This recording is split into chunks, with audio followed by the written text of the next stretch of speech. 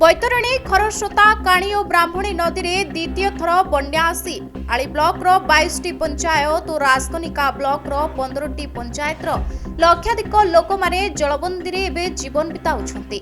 गाँ दांडरे छातीए पानी, गाँ दांडरे चली डंगा, पीवा पानी रही समस्या। जिलापाल आर रघुराम मायर आली और राजकनिका दुईटी ब्लॉक बन्या अंचल गस्त करी बन्या विपन्नक समस्या बुझिछंती। प्रशासन पक्षरु सबु प्रकार व्यवस्था करा जायछि, पीवा पानी जोगाई दिया जाउछि। एहा सहित जिलार 60 पंचायत 135 गाँ बन्या रे प्रभावित होइछि। जिला प्रशासन पक्षरु बन्या विपन्नक लागि सबु व्यवस्था करा जायछि। राजकनिकारु जो पंचायत गुड़ा अफेक्ट होइछि सेठी हमर रिलीफ काम भी आरंभ हो गलानी। पीवा पानी आउ सुखिला खाद्य दिया होइछि। ता छड़ा राजकनिकारे 6टी जगह रे हमर रंधा खाद्य भी दिया जाउछि एवं गो खाद्य रे भी बंटन आरंभ हो जाइछि।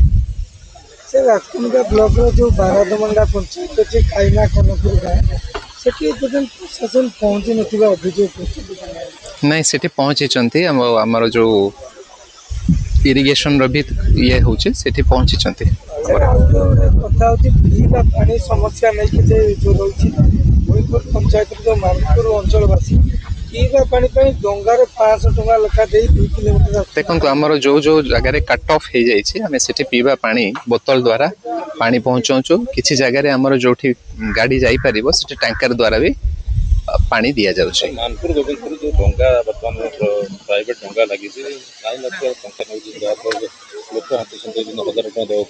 देखो आम कहवा अनुरोध करवा एवं जेहेतु बन्या परिस्थिति चली आमर डंगा रू आम ये जो रिलीफ काम गुड़ा करुचु आम अधिकारी माने भी जाउछंती। तेणु